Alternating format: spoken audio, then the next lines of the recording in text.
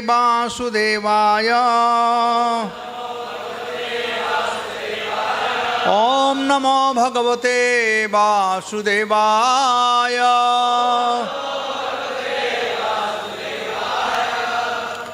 तो आज हम लोग पढ़ेंगे भागवत महापुराण से 10वां स्कंध, अध्याय 22, कृष्ण द्वारा अविवाहित गोपियों का चिरहरण अध्याय से श्लोक संख्या 35। एतावज्जन्म साफल्यम देहिनाम इह देहेषु प्राणे अर्थैधिया वाचा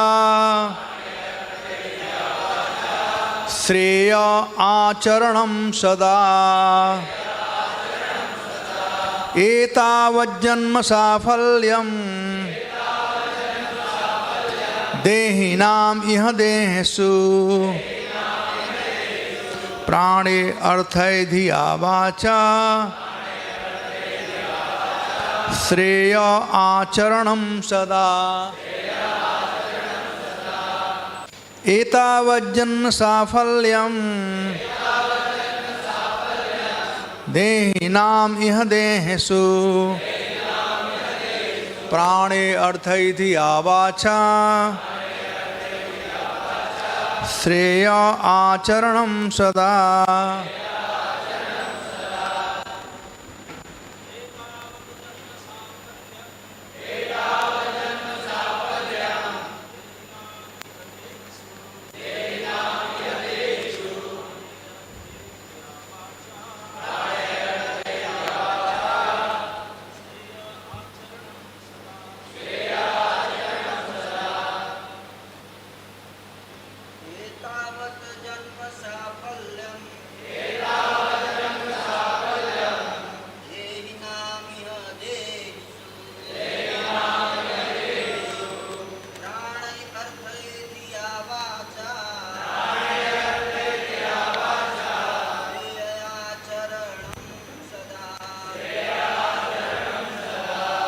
माता जी लोग, एतावत इस तक, जन्म जन्म की, साफल्यम सफलता या सिद्धि, देहिनाम हर प्राणी की, यह इस जगत में, देहिषु देहधारियों के प्रति, प्राणई प्राण से, अर्थई धन से, धिया बुद्धि से, वाचा वाणी से, श्रेय शाश्वत सौभाग्य, आचरणम आचरण करते हुए, सदा सदैव। अनुवाद और तात्पर्य। हर प्राणी का कर्तव्य है कि वह अपने प्राण, धन, बुद्धि तथा वाणी से दूसरों के लाभ हेतु कल्याणकारी कर्म करे। तात्पर्य। उक्त उदाहरण श्रील प्रभुपाद कृत चैतन्य चरितामृत आदि लीला 9:42 से किया गया है। तो 9:42 का तात्पर्य हम लोग पढ़ेंगे। अनुवाद। यह हर जीव का कर्तव्य है कि वह अपने जीवन, धन, बुद्धि तथा वाणी से दूसरों के लाभ के लिए कल्याण कार्य करे। दोनों अनुवाद में बहुत अंतर है ना। इसमें है हर प्राणी का कर्तव्य है कि वह अपने प्राण, धन, बुद्धि तथा वाणी से दूसरों के लाभ हेतु कल्याणकारी कर्म करे। और इसमें है यह हर जीव का कर्तव्य है कि वह अपने जीवन, धन, बुद्धि तथा वाणी से दूसरों के लाभ के लिए कल्याण कार्य करे। ठीक है। तात्पर्य। सामान्य कार्य दो प्रकार के होते हैं, श्रेयस अर्थात ऐसे कार्य जिनका अंतिम परिणाम लाभकारी तथा मंगलकारी होता है, तथा प्रेयस अर्थात जो तुरंत ही लाभकारी तथा मंगलकारी होते हैं। उदाहरणार्थ, बच्चों को खेलने का शौक होता है, वे शिक्षा प्राप्त करने के लिए स्कूल नहीं जाना चाहते और सोचते हैं कि अपने मित्रों के साथ रात दिन खेलना ही उनके जीवन का लक्ष्य है। यहाँ तक कि भगवान कृष्ण के दिव्य जीवन में भी हम देखते हैं कि जब वे बालक थे तो उन्हें अपने ही समवयस्क ग्वाल बालों के साथ खेलना अत्यंत प्रिय था। वे खाने तक के लिए घर नहीं जाते थे। माता यशोदा को स्वयं वहाँ जाकर उन्हें घर लाने के लिए फुसलाना पड़ता था। अतएव यह बच्चे का स्वभाव है कि वह रात दिन खेल में लगा रहता है और अपने स्वास्थ्य तथा अन्य महत्वपूर्ण कार्यों की भी परवाह नहीं करता। यह प्रेयस अर्थात तुरंत लाभकारी कार्यों का उदाहरण है। किंतु कुछ कार्य श्रेयस भी होते हैं जो अंततः मंगलप्रद होते हैं। वैदिक सभ्यता के अनुसार मनुष्य को भगवत भावनामय होना चाहिए। उसे यह जानना चाहिए कि ईश्वर क्या है, यह भौतिक जगत क्या है, वह कौन है और उनके परस्पर संबंध क्या है। यह श्रेयस अर्थात अंततः मंगलप्रद कार्य कहलाता है। श्रीमद् भागवत के इस श्लोक में बताया गया है कि मनुष्य को श्रेयस कार्य में रुचि रखनी चाहिए। श्रेयस के चरम लक्ष्य की प्राप्ति के लिए उसे अपना सर्वस्व, अपना जीवन, धन तथा वाणी केवल अपने लिए ही नहीं अपितु दूसरों के लिए अर्पित कर देना चाहिए। किंतु जब तक वह अपने निजी जीवन में श्रेयस में रुचि नहीं लेगा तब तक वह दूसरों को श्रेयस का उपदेश नहीं दे सकता। श्री चैतन्य महाप्रभु द्वारा उद्धृत यह श्लोक मनुष्यों पर लागू होता है, पशुओं पर नहीं। जैसा कि पिछले श्लोक में मनुष्य जन्म शब्द से इंगित किया गया है। ये आदेश मनुष्यों के लिए है। दुर्भाग्यवश आज के लोग यद्यपि मानव देह धारण किए हुए हैं फिर भी आचरण में वे पशुओं से भी बदतर होते जा रहे हैं। यह आधुनिक शिक्षा का दोष है। आधुनिक शिक्षक मानव जीवन के उद्देश्य को नहीं जानते। उन्हें इसी की चिंता रहती है कि वे अपने देश या मानव समाज की आर्थिक दशा को कैसे उन्नत बनाएं। यह भी आवश्यक है। वैदिक सभ्यता में तो मानव जीवन के सारे पक्षों पर विचार किया गया है। इनमें धर्म, अर्थ, काम, मोक्ष सम्मिलित है। किंतु मानवता की पहली आवश्यकता धर्म है। धार्मिक बनने के लिए मनुष्य को ईश्वर के आदेशों के अनुसार चलना होता है। किंतु दुर्भाग्यवश इस युग के लोगों ने धर्म का तिरस्कार कर दिया है और वे आर्थिक उन्नति में लगे हुए हैं। अतएव धन पाने के लिए वे किसी भी हद तक जा सकते हैं। आर्थिक उन्नति के लिए एन केन प्रकारेण धन प्राप्त करना आवश्यक नहीं है। मनुष्य को केवल अपने शरीर तथा आत्मा को बनाए रखने भर के लिए धन कमाना चाहिए। किंतु आधुनिक आर्थिक विकास बिना किसी धार्मिक आधार के भी किया जा रहा है। अतएव लोग लालची, विषयी तथा धन के पीछे पागल बनते जा रहे हैं। वे केवल रजोगुण तथा तमोगुण को विकसित कर रहे हैं और प्रकृति के अन्य गुण, सद्गुण तथा ब्राह्मण गुणों की उपेक्षा कर रहे हैं। इसलिए सारा जगत अस्त व्यस्त दशा में है। भागवत के अनुसार बुद्धिमान मनुष्य का कर्तव्य है कि वह इस तरह कर्म करें कि मानव समाज जीवन के चरम लक्ष्य को आसानी से प्राप्त कर सके। ओम अज्ञानतिमिरान्धस्य ज्ञानाञ्जनशलाकया चक्षुर्जिन्मीलितं येन तस्मै श्रीगुरवे नमः। भूतैर्महद्भिः मा पुरो विभो निर्मायसेते यदमुषु पुरुषं भुक्ते गुणान् षोडश षोडशात्मकं सोलं कृशिष्टं भगवन् वचांसि मे। गुरवे गौरचन्द्राय राधिकायै तदालये कृष्णाय कृष्णभक्ताय तद्भक्ताय नमो नमः।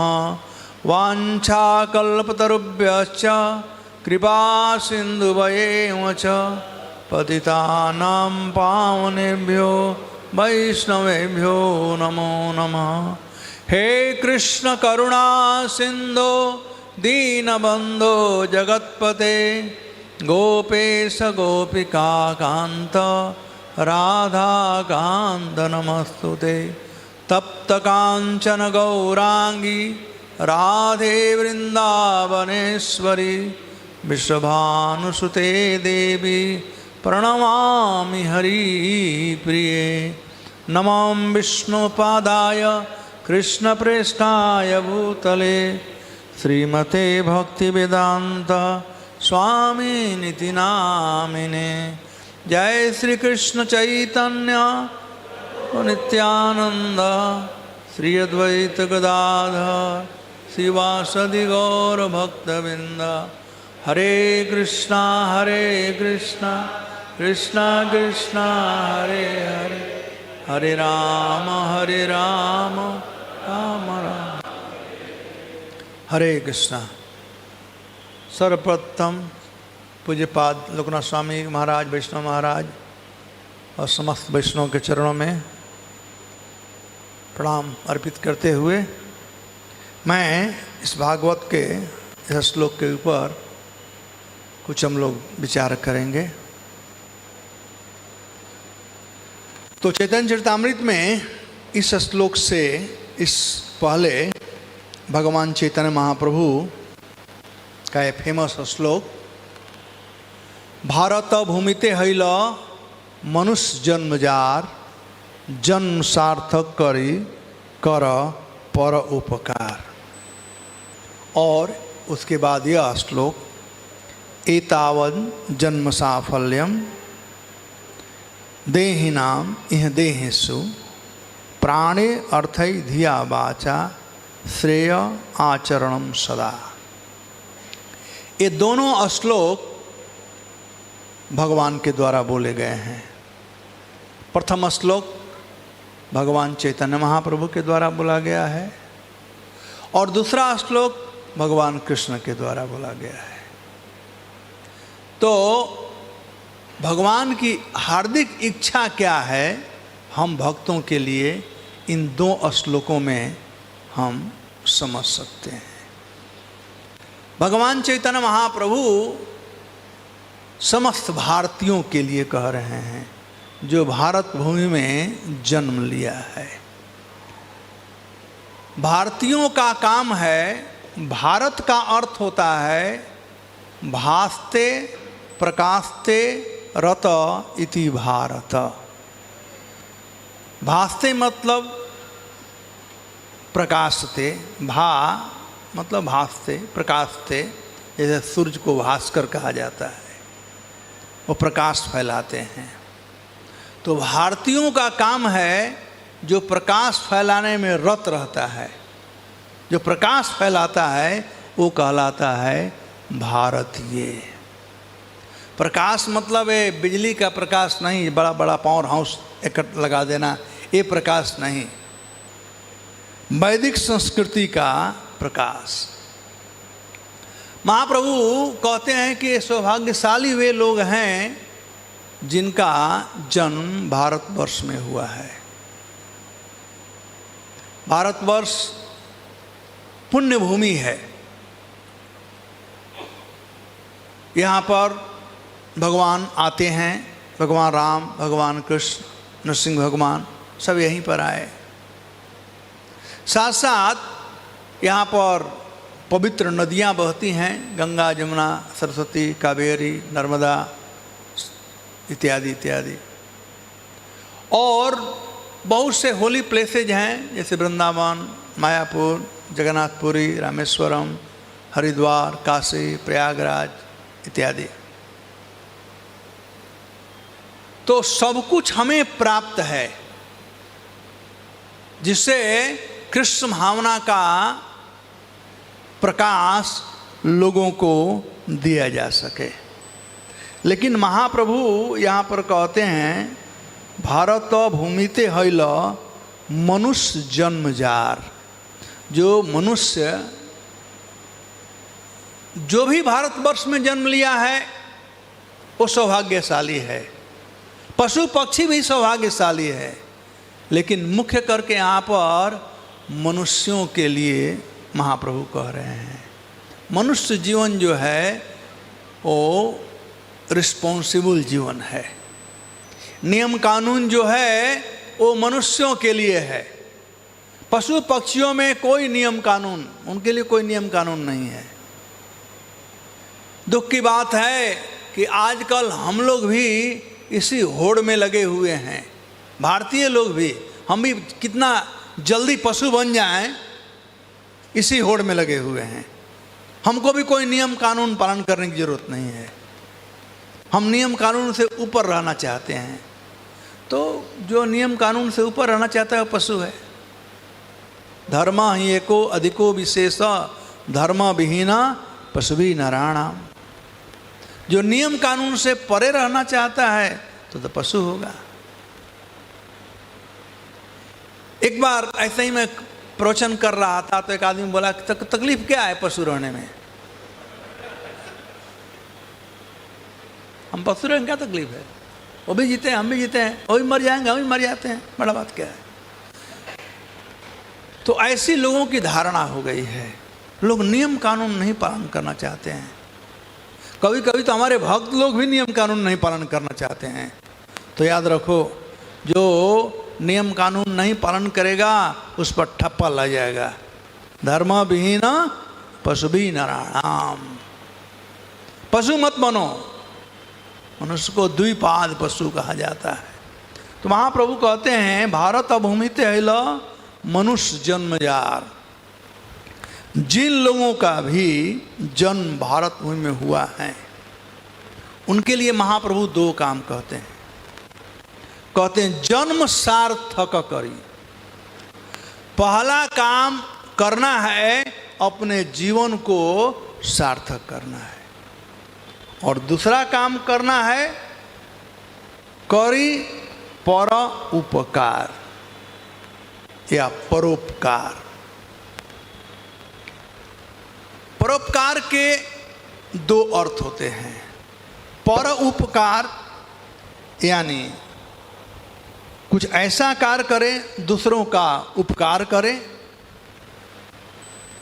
और परोपकार कुछ ऐसा उपकार करें जिसे वो व्यक्ति ऊपर चला जाए। पर मतलब वैकुंठ धाम, भगवान का धाम। परोपकार मतलब send everyone back home, back to Godhead. ये परोपकार का असली मतलब है। उपकार, उपकार मतलब सहयोग करना। यहाँ पर लोग किसी को रोटी कपड़ा मकान का व्यवस्था करते हैं, मैं बहुत बड़ा परोपकार काम करता हूँ। ये परोपकार नहीं है, ये उपकार है। और परोपकार का मतलब लोगों को भगवान के धाम भेजना, बस। तो महाप्रभु यहाँ पर कह रहे हैं कि समस्त भारतीयों का धर्म है कि वह परोपकार करे। सभी लोग इसी काम में लगे रहें, परोपकार काम में। यही भगवान का काम है। भगवान परोपकार के काम में लगे रहते हैं। वो यहाँ पर आते हैं, परित्राणाय साधूनाम विनाशाय च दुष्कृताम धर्म संस्थापनार्थाय संभवामि जुगे जुगे। परोपकार का काम भगवान रिक्लेम करते हैं, भाई आ जाओ, कहाँ घूम रहे हो इस संसार में। और जो भक्त लोग हैं, जो भारतीय हैं, जिनके पास आध्यात्मिक ज्ञान है, उन लोगों का भी यही काम है कि भगवान के कार्य में सहयोग करना, भगवान को रिप्रेजेंट करना। प्रभुपाद जी कहते हैं to reclaim everyone back home back to Godhead. ये है परोपकार। लेकिन परोपकार करने से पहले क्या करना पड़ेगा? जन्म सार्थक करी, जन्म को सार्थक करो। जन्म की सार्थकता है, जन्म तो सब लोग लेते हैं, पशु भी जन्म लिए हैं, मनुष्य भी जन्म लिए हैं, लेकिन महाप्रभु यहाँ पर मनुष्य जन्म के लिए कह रहे हैं।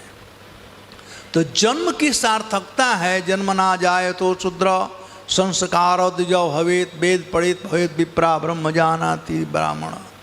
जन्म की सार्थकता है ब्रह्म को जानने में, भगवान को जानने में, कृष्ण को जानने में, अपने संबंध, हमारा भगवान से क्या संबंध है, इसको जानने में। जो व्यक्ति यह जान जाता है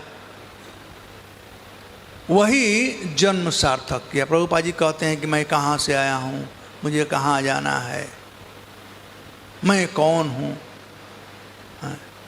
जन्म की सार्थकता इसी में। इसलिए वेद कहता है अथातो ब्रह्म जिज्ञासा, अथ इति ब्रह्म जिज्ञासा। अथ मतलब सुबह और इति मतलब शाम। तो सुबह से शाम इसी में लगे रहो, इस बात को जानने के लिए कि मैं कौन हूँ, मैं कहाँ से आया हूँ, मुझे यहाँ दुख क्यों दिया जा रहा है। जो कि महाप्रभु से सनातन गोस्वामी ने पूछा था, आमी के किने अमार जाए ताप त्रय, यहाँ नहीं जानी के मने ही तो है। तो इन प्रश्नों का उत्तर प्राप्त करने में हम लोगों को अपने जीवन को लगाना चाहिए। तो जन्म की सार्थकता है अपने को जानने में, और भगवान से हमारा संबंध है उसको जानने में। तो अंतर्राष्ट्रीय कृष्ण भावना संघ का स्थापना हुआ है इसी काम के लिए। तो हम जितने भक्त लोग हैं, हम लोगों का प्रथम कर्तव्य है जन्म सार्थक करें, पहले अपने को जाने। तो कुछ भक्त लोग प्रचार करने नहीं जाते हैं, वो अपने को जानने में लग जाते हैं, वो बाहर नहीं जाते प्रचार करने के लिए। लेकिन अपने को जानो, जन्म सार्थक करी, कर परोपकार, उपकार भी करो। कम से कम जितना जानते हो उतना ही प्रचार करो। मैं सुना हूँ, लोकनाथ स्वामी टेस्टिफाई करेंगे, गिरिराज स्वामी उन दिनों गिरिराज दास ब्रह्मचारी थे और लोकनाथ महाराज नए भक्त थे। तो ये बैठे हुए थे, तो गिरिराज प्रभु ने पूछा इनसे कि आप प्रचार करो। तो बोले मैं कुछ जानता नहीं हूँ, क्या प्रचार करूँ। तो गिरिराज प्रभु ने इनसे कहा कि आप सुबह भागवत के कक्षा में थे। तो उन्होंने कहा कि हाँ। तो कहा कि जितना सुना उसी को प्रचार करो। महाराज बात सही है, पता नहीं मैं सुना हूँ। हाँ महाराज बोलते हैं थम अप, थम्सअप नहीं थम अप। महाराज बल्कि सही बात है। तो कहे कि जितना सुने हो उतना ही प्रचार करो। तो यही मतलब है जन्म सार्थक करी, करो परोपकार। जन्म सार्थक करी, करो परोपकार। ये वैष्णव संघ इसीलिए है, जन्म सार्थक करने के लिए। जन्म की सार्थकता है कि हम कृष्ण का सेवा कर सकें किसी प्रकार से। संसार में सबसे बहुमूल्य वस्तु है तो वह है कृष्ण का सेवा। और श्रील प्रभुपाद जी की कृपा से हम लोगों को यह प्राप्त हुआ है। इस बहुमूल्य रत्न को, बहुमूल्य नहीं अमूल्य रत्न को, बहुमूल्य तो खरीदा जा सकता है, बहुत उसका दाम है, लेकिन अमूल्य या कोई मोल नहीं है। तो ये अमूल्य रत्न है। तो हम लोगों को इसका सदुपयोग करना चाहिए जितना समय मिले। आजकल हम लोग ज़्यादा से ज़्यादा समय बिताते हैं लेकिन मोबाइल के ऊपर चिपके रहते हैं, मोबाइल से, मोबाइल पर नहीं। आजकल हम लोगों का पूरा प्यार जो है वो मोबाइल पर चला गया है। वैष्णवों के प्रति प्यार कम रह गया है। ये सत्य घटना है। एक बार एक अमेरिका में एक परिवार था, तो एक जो स्त्री थी वह टीचर थी, पति पत्नी थे, हस्बैंड कहीं काम करता था, पत्नी टीचर थी। तो उस समय बच्चों का परीक्षा था और परीक्षा का जो पेपर था वो टीचर चेक कर रही थी। तो एक पेपर ली और जब वो पूरा देखा पेपर तो लगी रोने, जोर जोर से रोने लगी। उसका पति अभी ऑफिस से आया था और ऑफिस से आ करके बैठ करके मोबाइल पर कुछ काम कर रहा था। तो पत्नी से कहा कि क्या हो गया, तुम क्यों रो रही हो? तो उसने कहा कि मैं, वो जो सो रहे हैं उनको जगा दो, अच्छा आराम कुर्सी पर बैठे हुए हैं। हरे कृष्णा कृष्णा कृष्णा हरे हरे, हरे राम राम। तो उसने कहा कि अभी मैं परीक्षा का पेपर चेक कर रही थी, एक लड़का है जो प्रश्नोत्तर है, प्रश्न पेपर है, जो प्रश्न है उसका उत्तर नहीं दिया है, कुछ और ही लिखा है और मैं उसका लिखित पढ़ करके मैं रो रही हूँ। तो उसका पति पूछा कि आखिर क्या लिखा है, पता क्या लिखा है?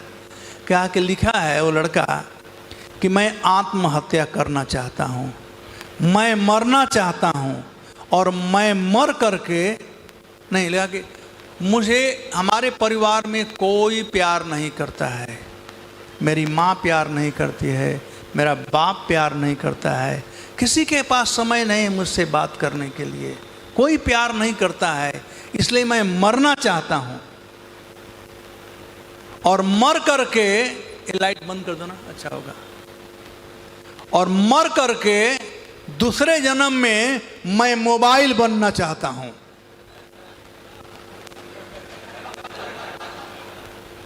मैं मरना चाहता हूँ और मर करके दूसरे मोबाइल बनना चाहूँगा, क्योंकि प्यार मिलता है मोबाइल को। लोग चिपके रहते हैं मोबाइल से। तो उसका पति बोला, अरे वो अनजान लड़का है, उसको कोई ज्ञान नहीं है, शायद कहीं ऐसा ना हो कि सही में वो आत्महत्या कर दे, देखो उसका एड्रेस बताओ, किसका बच्चा है, उसके बाप माँ को जा कर के बताना चाहिए। तो उसकी पत्नी बोलती है, ये अपना ही बच्चा है, ये अपना ही बच्चा है। तो मोबाइल से ज़्यादा प्यार हो गया है। मोबाइल ठीक है, एक साधन है, ये साध्य नहीं है। साध्य है हमारा कृष्ण कॉन्शसनेस। तो सब प्रकार से हमें देखना चाहिए कि हम कृष्ण कॉन्शस रहें। यही है जीवन की सार्थकता। जन्म सार्थक कर। जब हम तैरना सीख लेंगे तो दूसरों को बचा सकते हैं, तैरना नहीं सीखें तो कैसे बचा सकते हैं? तो जन्म सार्थक करी कर पर उपकार। तो जितने भी यूथ लोग हैं, कृष्ण कॉन्शसनेस में सब सेवाएं जो है वो जन्म सार्थक करने के लिए है। चाहे पुजारी का है, चाहे कुक का है, चाहे क्लीनर का है, चाहे मेंबरशिप प्रीचरों का है, चाहे बुक डिस्ट्रीब्यूटर का है, चाहे यूथ लोगों का, यूथ प्रीचिंग का है, सब ऑब्सोल्यूट है, सब सेवाएं। ऐसा नहीं कि ये बड़ा है छोटा है, लेकिन फिर भी ये यूथ कन्वेंशन है यहाँ पर नॉर्थ इंडिया डिविजनल काउंसिल का। तो आप लोगों से मैं कहना चाहूँगा कि जन्म सार्थक करी। जन्म की सार्थकता शुरू होती है 3:30 बजे अर्ली मॉर्निंग से। 3:30 बजे सब लोग उठ जाओ, स्नान इत्यादि कर करके और मंगल आरती में आओ और नाचो और गाओ मंगल आरती में। ये है जन्म की सार्थकता। मंगल आरती के बाद बैठ करके जप करें, हरे कृष्णा कृष्णा कृष्णा हरे राम राम राम। दर्शनार्थी, गुरु पूजा, भागवतम क्लास, यदि ये सब ठीक रहेगा सुबह वाला, तो और सब ठीक रहेगा। सब शक्ति सुबह ही प्राप्त होता है। आजकल के लैंग्वेज में तकलीफ लोगों को हो रही विटामिन डी की, D3 की, तो डॉक्टर बोलते हैं सुबह वाला सूर्य जो है उसका किरण। तो सही में सुबह वाला जो समय होता है सब काम के लिए अच्छा होता है, सोने के लिए भी अच्छा होता है, पता है ना। सुबह सुबह बहुत अच्छा नींद लगता है। तब डिसाइड हमें करना है कि सोना है कि जन्म सार्थक करना है। तो सुबह जब काम अच्छा होगा तो दिन भर फर्स्ट क्लास रहेगा। कभी कभी भक्त लोग लेट नाइट प्रीचिंग करते हैं। लेट नाइट करने से हम लोग लेट हो जाएंगे। सब चीज़ वास्तव में रूटीन के अनुसार होना चाहिए। ऐसा करें जीवन को बैलेंस कर करके कि मॉर्निंग प्रोग्राम छूटने न पावे। तो once a while late night ठीक है, लेकिन रेगुलर नहीं हो जाना चाहिए। एक यूथ प्रीचर बॉम्बे में था, वो डेली मंगल आरती नहीं था, क्या करता था, प्रभु लेट नाइट प्रचार कर रहा था। वो बेचारा अब नहीं रहा। तो मैं कह रहा हूँ कि लेट नाइट लेटे हो जाएंगे। तो अपना साधना भक्ति जो है इसको पक्का करना चाहिए। ये हमारा शक्ति का स्रोत है। उत्साह देता है साधना भक्ति। उत्साह निश्चया धैर्य तत्त कर्म प्रवर्तनात् संग त्यागो षडुर्वृत्ति षडभिर भक्ति प्रसिद्धति। ये भक्ति में ये जो 6 इम्पोर्टेंट कंपोनेंट हैं उसमें से पहला है उत्साह। और उत्साह आता है इस साधना भक्ति के द्वारा। साधना भक्ति उत्साह का सबसे सुंदर तरीका है। तो जन्म सार्थक कर, जन्म सार्थक होगा साधना भक्ति करने से। साधना भक्ति और सेवा, ये 2 चीज। केवल साधना भक्ति ही नहीं, सेवा जरूरी है। सेवा से कृष्ण प्राप्त होते हैं। सेवन मुखे ही जिह्वादौ, सेवा के द्वारा। आज भी वो सुबह में थॉट ऑफ द डे वो पढ़ रहे थे भक्त ना, का कृष्ण ने कहा अर्जुन को कि माम अनुस्मर युद्ध च, मेरा स्मरण करो। लेकिन भगवान ने कहा युद्ध च, युद्ध भी करो। ये नहीं कि स्मरण में बैठे रहो, कहा युद्ध करो। तो साधना भक्ति और सेवा, ये 2 ट्रैक है। तो जितने भी यूथ प्रीचर हैं या जो भी प्रचारक लोग हैं, हमारी साधना भक्ति पक्की होनी चाहिए। तो उससे उत्साह आता है। और जब उत्साह रहेगा तो लंका पहुंचना कोई दूर नहीं है। हनुमान जी में उत्साह आता, लंका पहुंच गए। तो जन्म सार्थक करिए, जन्म को सार्थक करें उत्साह के साथ में। उत्साह के 3 कंपोनेंट हैं, 3 स्रोत हैं उत्साह प्राप्त करने के लिए। उत्साह के लिए एक लीडर होना चाहिए जो हमको उत्साहित करता है। जो बच्चे क्रिकेट खेलना चाहते हैं तो सचिन तेंदुलकर को अपना लीडर मानते हैं, और हम लोगों के लीडर हैं श्री प्रभुपाद जी। देखिए, या हमारे सीनियर वैष्णव लोग, प्रभुपाद जी उस अवस्था में 70 ईयर के अवस्था में भी कम सोना कम खाना और कृष्ण के सेवा में हमेशा तत्पर रहते थे। तो जैसा लीडर वैसा फॉलोअर। हमारे लीडर थे, लीडर हैं उत्साह बढ़ाने वाले, तो लीडर। दूसरा मीन्स, साधन होना चाहिए। किसी काम को करना है तो एक लीडर हो, साधन हो, और तीसरा हम लोगों का अपना इनिशिएटिव होना चाहिए। नहीं तो लीडर भी है और साधन भी है और मन लेजी बने हुए हैं, तो कैसे काम चलेगा। और यदि हम में खूब उत्साह है लेकिन साधन नहीं है तो भी नहीं चलेगा। खूब उत्साह है, हम में साधन भी है लेकिन कोई गाइड करने वाला नहीं है तो भी नहीं चलेगा। आज सभी भक्तों इस्कॉन में ये तीनों चीज है। दो चीज तो है पक्का, प्रभुपाद जी हमारे लीडर हैं, साधन है, फर्स्ट क्लास का प्रसाद मिलेगा यहाँ से जाने के बाद में। कोई ब्रह्मचारी नहीं आता कि आलू का भाव क्या है, टमाटर का भाव क्या है, डीजल का भाव क्या है, बना बनाया गरम गरम प्रसाद मिलेगा। पैसा चाहिए प्रचार के लिए वो भी मिलेगा, वो हेडक प्रेसिडेंट को है। जो भी वस्तुएं चाहिए, रोटी कपड़ा मकान, सब प्राप्त होगा। साधन है, लीडर है, साधन है, और तीसरा वस्तु है और ओन इनिशिएटिव। हम में उत्साह होना चाहिए। जब हम में उत्साह रहेगा तब सब काम फर्स्ट क्लास होगा, तब जन्म सार्थक करने में आनंद आएगा। तो प्रभुपाद जी इस्कॉन को क्रिएट किए हैं। हम लोग भजनानंदी नहीं हैं, गोष्ठानंदी हैं। ये गोष्ठानंदी का काम है कर पर उपकार। ये गोष्ठानंदी लोग परोपकार करते हैं। प्रहलाद महाराज के पास गोल्डन अपॉर्चुनिटी था to go back home, back to God. जीवन का लक्ष्य है भगवान के धाम जाना। भगवान सिंहदेव तैयार थे ले जाने के लिए। प्रहलाद महाराज के मैं नहीं जाऊंगा, मैं इन लोगों को छोड़ करके नहीं जाऊंगा, सबको साथ लेकर चलूंगा। ये है भारतीयों का लक्ष्य, सबको साथ लेकर जाना।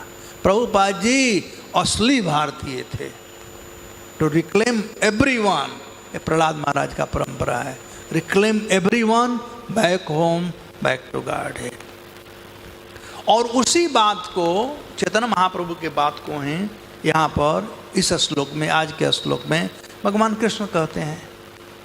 तो ये पारंपरिक परंपरा है, ये प्रमाणिक परंपरा है जो हम लोग यूथ प्रीचिंग कर रहे हैं। एक चाहे जो भी सेवा कर रहे हैं ये प्रमाणिक परंपरा से कर रहे हैं। महाप्रभु ने कहा वही बात और कृष्ण भी वही बात कहते हैं। एतावत् जन्म साफल्यम, जीवन की सफलता किसमें है? देहि नाम, जो भी देह ग्रहण किए हैं, यह इस संसार में देहेषु। एतावत् जन्म साफल्यम देहि नाम यह देहेषु, जो इस संसार में ये देह, भारतवर्ष में ये मनुष्य देह प्राप्त किए हैं। देहि नाम, देह तो 84 लाख प्रकार की जोनियाँ हैं, लेकिन मुख्य कर प्रभुपाद जी कहते हैं कि यहाँ पर मनुष्य जन्म का बात कहा जा रहा है। जो मनुष्य जन्म प्राप्त किया है उसका असली धर्म क्या है? कहते हैं प्राण, अर्थ, धिया, वाचा। अपने पास ये चार ही चीज है। प्राण मतलब जब तक से जीवन, प्राण का मतलब प्राणवायु भी हो सकता है, या प्राण का मतलब जीवन, जब तक से हम जीवित हैं, जब तक सांस ले रहे हैं, मरते दम तक प्राणई, मरते दम तक अर्थई, जो भी धन संपत्ति है उसके द्वारा, धिया अपने बुद्धि के द्वारा, और वाच मतलब वाणी के द्वारा। ये चार अवयव हैं जिनसे हम जन कल्याण का कार्य कर सकते हैं। श्रेय आचरणम सदा, निरंतर 24 आवर डे हम लोगों को इसी कार्य में लगे रहना चाहिए। किस कार्य में? कि लोगों के कल्याण के लिए, कल्याण के कार्य में। प्रभुपाद जी तात्पर्य के प्रारंभ में कहते हैं कि कल्याणकारी कार्य दो प्रकार का होता है। एक कहलाता है श्रेयस और एक कहलाता है प्रेयस। तो ये संसारिक जो कल्याणी कार्य है, रोटी कपड़ा मकान का व्यवस्था जो कुछ भी है, ये मात्र प्रेयस है। वो भी कल्याण का काम है, जन कल्याण का काम, सामाजिक कल्याण का काम जिसे कहते हैं, तो वह प्रेयस है। लेकिन असली कल्याण का कार्य जो है वह है लोगों को भगवत धाम भेजना, वो कहलाता है श्रेयस। प्रभुपाद जी एक उदाहरण दिए हैं, आप लोग जानते हैं, जैसे बिरला का बेटा है और वो रोड पर बेचारा भीख मांग रहा है। कुछ लोग आकर के 2-4 रुपया उसको दे देते हैं, कुछ लोग आकर के ब्रेड देते हैं, ब्रिटानिया बिस्कुट दे देते हैं, कोई ज़्यादा दयालु हुआ तो फल ला करके दे देता है, कपड़ा दे देता है, तो वो भी कल्याणकारी कार्य कर रहा है। लेकिन वह जो कार्य है वह है प्रेयस। लेकिन कोई दूसरा व्यक्ति जो जानता है कि बिरला का बेटा है और उसको उठा करके ले जा करके बिरला के घर ले जाता है, तो वह जो कार्य है वह है श्रेयस कार्य। एक बार जब प्रभुपाद जी सूरत में थे तो कुछ गुजराती भाई लोग आए और प्रभुपाद जी से आर्गुमेंट कर रहे थे कि आप विदेश गए थे, वहाँ से पैसा लेकर के आए, आप ये मंदिर बना रहे हैं, आपने क्या किया, समाज के लिए क्या किया, आप हॉस्पिटल क्यों नहीं बनाए, आप स्कूल क्यों नहीं बनवा रहे हो, समाज के लिए क्या कार्य कर रहे हैं। प्रभुपाद जी कुछ बोलना चाहते थे, वो बोलने ही नहीं दे रहे थे। वो लोग समझते थे कि जन कल्याण के लिए कोई अच्छा कार्य है तो स्कूल बनाना, हॉस्पिटल बनाना, ये अच्छा कार्य है, लेकिन ये तब तक से है जब तक से देह है, ये है प्रेयस। तब प्रभुपाद जी ने कहा थोड़ा बड़े ऊंचे स्वर में, बड़े जोर से गंभीर साथ कह के, कौन कहता है कि मैंने कल्याणकारी कार्य नहीं किया। ये जितने ये बच्चे लोग हैं, ये पहले हिप्पी थे, अमेरिका गवर्नमेंट लाखों करोड़ों रुपया खर्चा किया इन लोगों को सुधारने के लिए, लेकिन सुधार नहीं पाए, और मैं इन लोगों को कृष्ण का नाम दिया, ये सब सुधर गए। तो क्या ये कल्याणकारी कार्य नहीं है?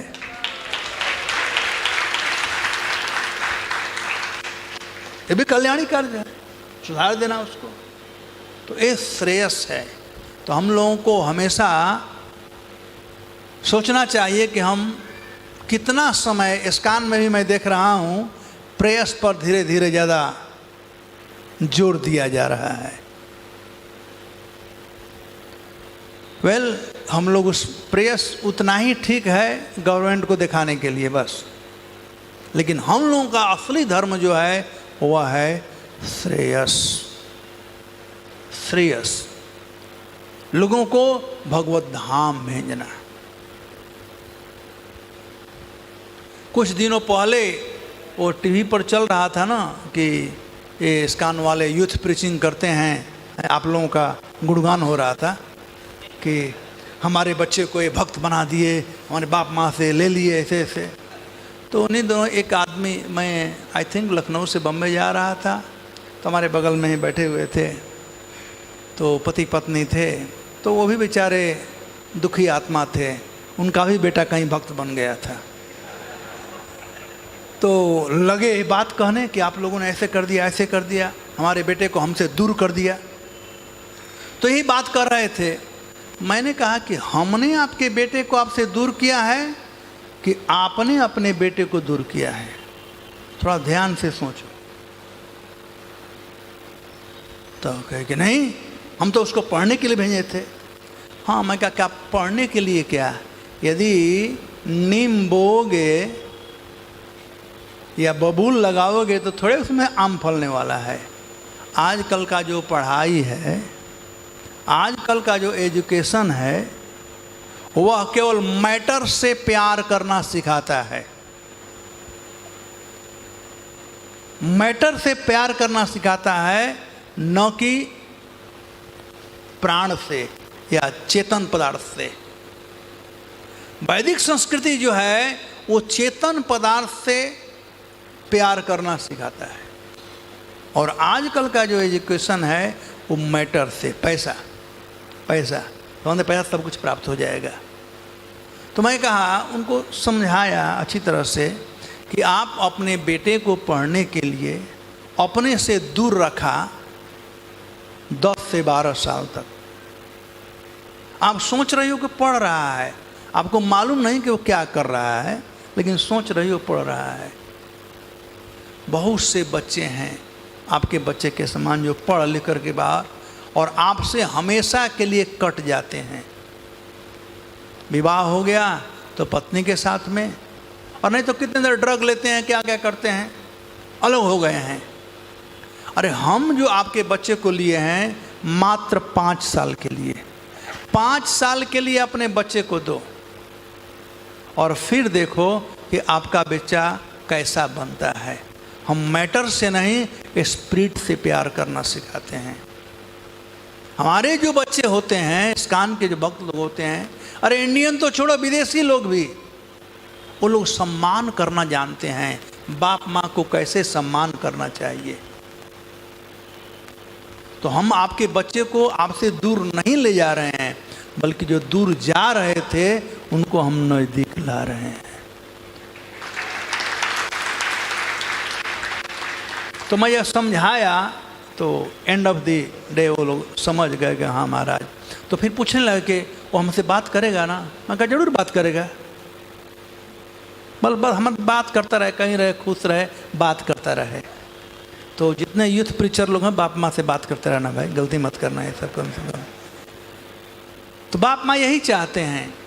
आजकल का जो एमटेक बीटेक वाले पढ़ कर के बाहर नौकरी करते हैं, उनके पास समय नहीं बात करने के लिए। मार्क माई वर्ड, आप लिख लो, वो लोग बाप माँ को भूल कर भी फ़ोन नहीं करते हैं, बाप माँ ही फ़ोन करते रहते हैं। यदि माँ कई एक बार फ़ोन करेगी तो बेटा कहे, माँ तुम मुझे परेशान कर रही हो, मैं काम कर रहा हूँ, बिजी हूँ। माँ फ़ोन करती है, लेकिन हमारे जो भक्त लोग होते हैं वो फ़ोन करते हैं, माँ कैसी हो, जा कर के माला देते हैं, माँ जप करो। है? और माँ बाप भी भक्त बन जाते हैं।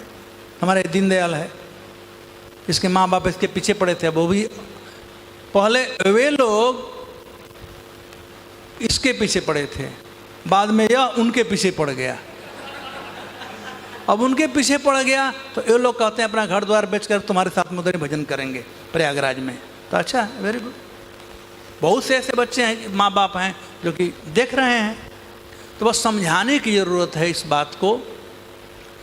और आप सब लोग बहुत श्रेयकर कार्य कर रहे हो। तो जिस प्रकार से भगवान कहते हैं प्राण अर्थ धिया वाचा, जब तक से प्राण है, जीवन चल रहा है, तो हमारा साधना भक्ति पक्का होना चाहिए। मैं एक उदाहरण देता हूँ। हमारे एक भक्त थे, बेचारे अब नहीं रहे, नेपाल के थे, उनका नाम था प्रेम प्रदाय दास। तो 1982 या 83 का बात था, मैं टेम्पल कमांडर था जू का। प्रेम प्रदाय प्रभु आए थे मंगला आरती में, और प्रभुपाद जी के बगल में 2 कंबल ओढ़ करके और वहाँ पर थे।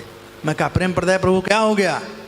कहा मुझे बुखार है, मुझे बुखार है। मैं देखा तो जल रहा था। तो मैं कहा कि तुम जाओ आराम करो, मंगला आरती में क्यों आए हो? No no no, Prabhupada said crawl on the ground but come to Mangala Aarti. तो ये डेडिकेशन था, प्रभुपाद ने दिया था।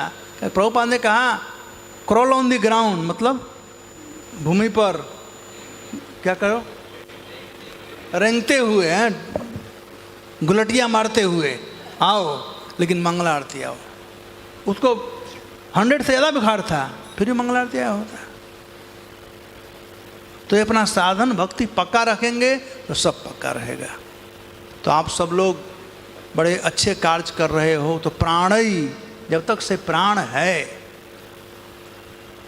जब सांस चल रहा है, तो साधन भक्ति आप लोग पक्का करो। प्राण ही अर्थ ही, हमारा शक्ति जो भी है, हमारे पास धन नहीं है, ये सबके लिए करें प्राण। अब हमारे ऊपर कैसे उपयोग हो सकता है? अर्थ ही हमारा जो धन है, हमारा शरीर ही धन है।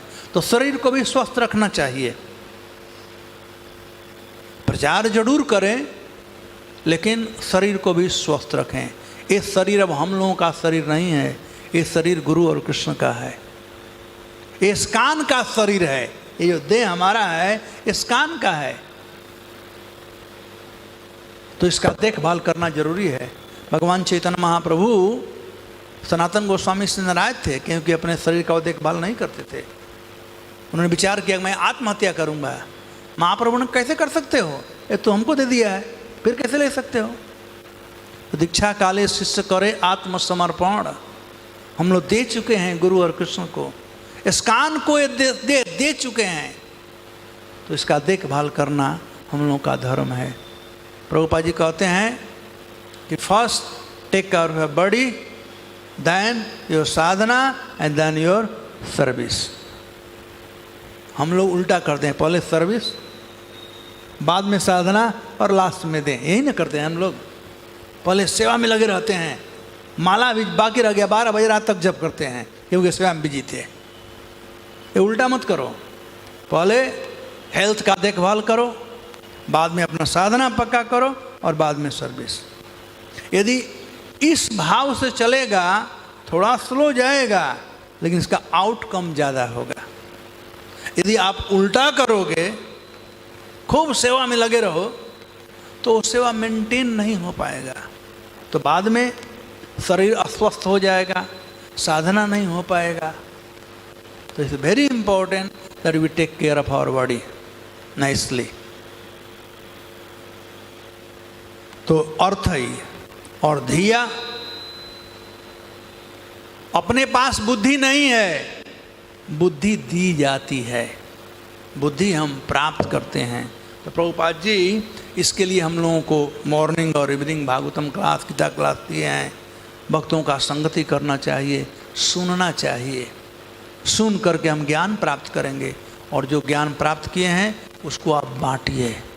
नहीं तो बहुत से भक्त लोग खूब गीता भागवत घोर करके पी लेते हैं, चाट जाते हैं, लेकिन बांटते नहीं हैं, तो वे लोग एनबीएस बन जाते हैं।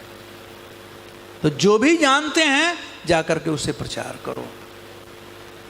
धिया जो बुद्धि है, वाच वही प्रचार कर सकता है। तो बड़ा ही एक प्रैक्टिकल वर्स है कि भगवान चैतन्य महाप्रभु ने जो बोला, भगवान कृष्ण जो बोले, और वही बात हमारे यूथ प्रीचर लोग कर रहे हैं, आप सब लोग कर रहे हो। तो जीवन की सार्थकता इसी में है, इस श्रेयस कार्य करने में, लोगों को भगवत धाम भेजने में। धन्यवाद। हरे कृष्णा। यस, क्या प्रश्न है? मुझे कहा गया था 9 बजे ख़त्म करने के लिए, 9:03 हो गया।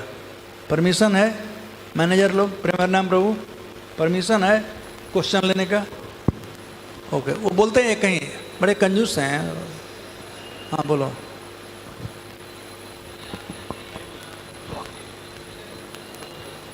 मैं कुछ नहीं सुन पा रहा हूँ। माइक है? आप नजदीक आ जाओ।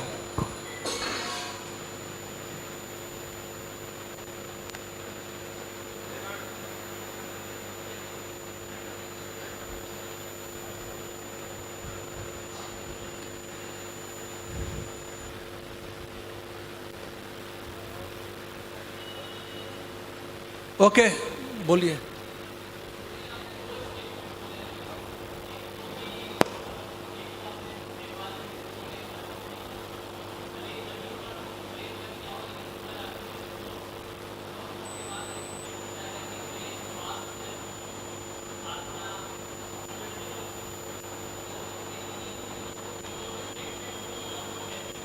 वेरी गुड, पकड़ लिया मुझको।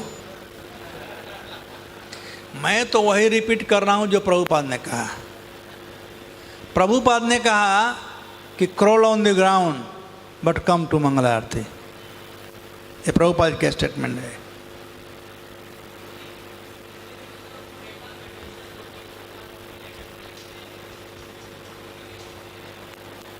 तो मैं कह रहा हूं ये प्रभुपाद जी का स्टेटमेंट है, और ये भी प्रभुपाद जी का स्टेटमेंट है कि पहले स्वास्थ्य का देखभाल करो, बाद में साधना, बाद में सेवा।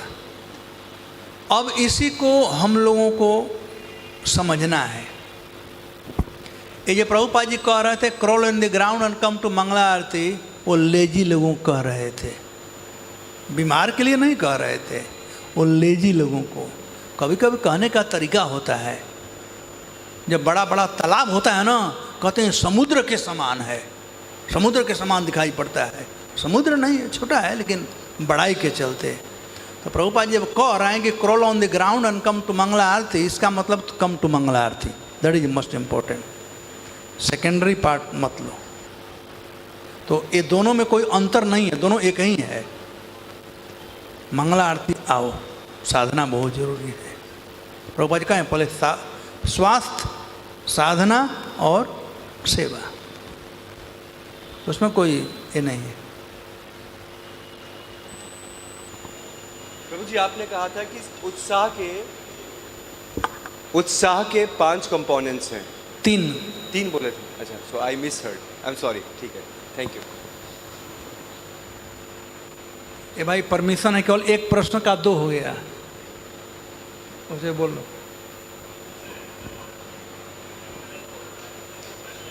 हैं?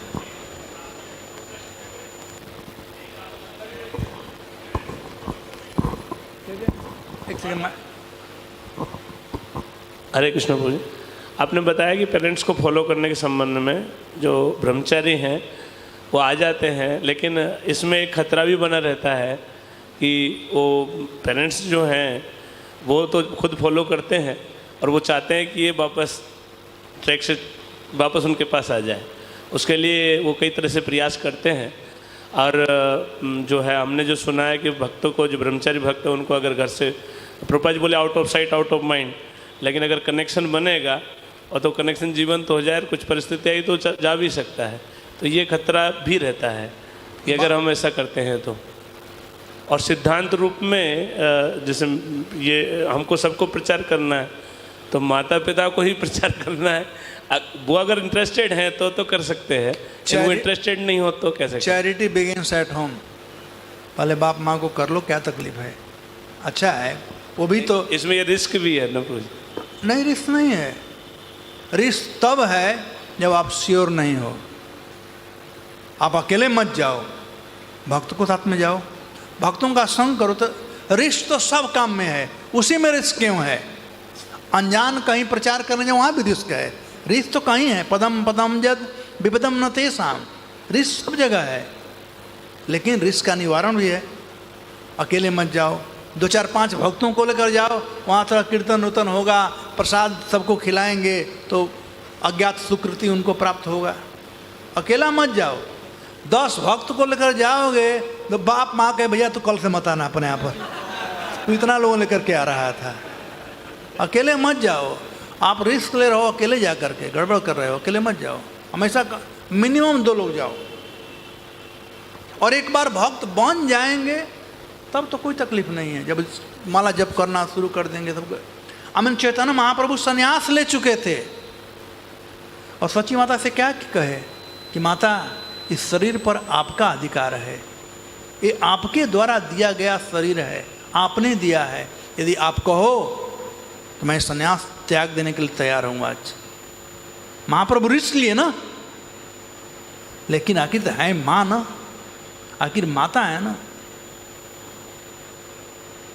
यदि वो चाहती तो उनके पास ऑप्शन था, कहती ठीक संन्यास फेंक दो, घर में आ जाओ, और महाप्रभु कर सकते थे। लेकिन आखिर तो भगवान भी है ना, अंदर से परमात्मा के रूप में कहे कि नहीं नहीं तुम संन्यास ये रहो। तो आप क्या चाहते हो? आप यदि प्रचार करना चाहते हो, सेल्समैन कंपनी को बहुत डियर होते हैं। आप कृष्ण के सेल्समैन हो, आप कृष्ण के प्रचारक हो, कृष्ण बड़े प्रसन्न होते हैं, बड़े प्रिय हैं प्रचारक। न तस्मात् मनुष्येषु कश्चित् मे प्रिय कीर्तमः। आप उनके प्रिय हो तो कृष्ण कैसे आपको संभालेंगे? नहीं, जरूर संभालेंगे। मेरा प्रश्न जो था प्रभु जी, एक्चुअली जनरली मेरी समझ ये है, मैंने देखा भक्तों को, जो भक्तों का आ जाते हैं उनका प्योर मोटिवेशन नहीं होता या उनका जो घर से आकर्षण खत्म नहीं होता, वो ज़्यादा घर भागते हैं। और दे यूज़ दिस आप जो बता रहे हैं इसको उपयोग करते हैं वो कि हम प्रचार करने जा रहे हैं, लेकिन उनका प्योर मोटिवेशन प्रचार का नहीं होता है और पेरेंट्स को ज़्यादा वो संपर्क में रहते हैं। देखो क्या है, प्रभुपाद जी कहते हैं जो सो रहे हैं उनको जगाना आसान है, जो सोने का ढोंग कर रहे हैं उनको जगाना मुश्किल है। तो ऐसे भक्तों को ये मत रखो। हम जनरल स्टेटमेंट दे रहे हैं, एक्सेप्शनल तो हैं ही लोग, लेकिन मैं 70 देखा, 80 देखा, 90 देखा, 2000 4 डेकेड्स, राइट। जब उन दिनों था, अमेरिका में तो कोई बाप माँ है ही नहीं, तो कहते they are demon, mother father are demon, you should not meet them. हम भी वही धारा में थे। लेकिन भारत में अलग चीज़ है। भारत के लिए प्रभुपाद जी अलग बात बताए। जो भारतीय डिवोटी थे, प्रभुपाद जी जो पत्र लिखे, लोकनाथ स्वामी को ही देखिए, प्रभुपाद जी इनकरेज किए और महाराज अपने गांव को भगत बना दिए, वहीं पर मंदिर बना दिया अरावड़ी में।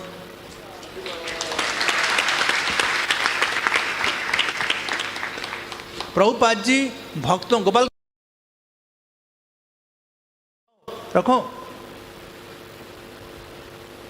प्रभुपाद जी कभी अपने बच्चों को भी प्रभुपाद जी हमेशा इनकरेज किए। वृंदावन चंद्र प्रभु आते थे इस्कान में, प्रभुपाद जी बड़े खुश होते थे। तो हमारे रिलेटिव हैं इसका मतलब नहीं कि हमारे दुश्मन हो गए हैं, वो भी अपने ही हैं भाई, वो भी जीव हैं, उनको भी कृष्ण कांत की जरूरत है। रिश्ता है, रिश्ता सब जगह है। अब नहीं भाई, वो मालिक वो हैं, अथॉरिटी वो हैं। प्रेम नाम प्रभु। ओके चलो भाई दे दो लास्ट क्वेश्चन। हाँ, हरे कृष्णा। तो प्रभु जी, ब्रह्मचारी जब कोई बनने जाता है या बनता है तो शुरुआती तौर पर उसको बहुत सारी समस्याएं आती है। विशेषतः माता पिता का जो इमोशनल एक प्रकार से ब्लैकमेलिंग होता है कि हमने आपको इतना पढ़ाया, देखो बहुत गरीबी चल रही है, हम ये इतने संकट में है। जब भी ब्रह्मचारी शुरुआत में 1-2 साल घर जाता है मिलने या किसी कारणवश, तो उनका वो बना रहता है कि देखो ऐसा हो रहा है, वैसा हो रहा है। तो ऐसे सेंटिमेंट के ये जो होता है तो उसमें वो अपने आप को कैसे बचा सकता है? क्योंकि माता पिता है, उनका संकट है, फिर वो सोचता है कि देखो मैं तो कर नहीं रहा हूँ, मैं तो चला गया, मैं दे नहीं पा रहा हूँ, तो बार बार अपने अंदर घुटता है। ये भी कभी कभी होता है। वेल, सही बात बताऊं, जब तक से वो ब्रह्मचारी डिवोशनल प्लेटफॉर्म पर न चले आए तब तक से उसे अपने को एवॉइड करना चाहिए वहाँ पर जाना। यदि इमोशनल प्लेटफॉर्म पर तू भी हो, वो भी इमोशनल प्लेटफॉर्म गड़बड़ हो जाएगा। तो उसके लिए डिवोशनल प्लेटफॉर्म पर रहना जरूरी है। मतलब हम निश्चित हो गए कि नहीं मुझे यही करना है, तब प्रचार कर सकते हो। और एक तरीका यह है। दूसरा तरीका यह है कि अपने साथ में अन्य भक्तों को लेकर जाओगे तो आप प्रचार मत करो, दूसरा जो है उसको बोलो वो प्रचार करेगा। आप में फीलिंग है, आपके माता पिता, उसको भी फीलिंग है कि वैष्णव के माता पिता दुख हैं, लेकिन वो प्रचार करेगा तो ट्यूशन पढ़ाएगा ना, तो थोड़ा काम करेगा। आप पढ़ाओगे काम नहीं करेगा, तो दूसरा भक्त जाएगा, वो कहेगा, तो लोग समझ जाएंगे। थोड़ा तो दुख होगा ही। बिगिनिंग में सब बाप माँ को दुख होता, चिंता मत करो। वो अच्युत मोहन कहाँ? इधर है अच्युत मोहन। अच्युत मोहन है, हाँ अच्युत मोहन प्रभु। ये पूछो इनको, ये पूरा कहानी बताएंगे। लेकिन ये दृढ़ निश्चय थे, आप क्या करना चाहते हैं वो देख लो। तो अच्युत मोहन प्रभु दृढ़ निश्चय थे कि नहीं नहीं मुझे भजन करना है। बाप माँ से पंगा नहीं लिए, पैसा लिए। पंगा नहीं लिए, पैसा लिए, लेकिन भगवान के सेवा में लगाए। तो होता है, बट अकेले मत जाओ। बस सेक्रेट है, अकेले मत जाओ। ऑलराइट, श्रील प्रभुपाद की जय, ग्रंथराज श्रीमद् भागवतम की जय।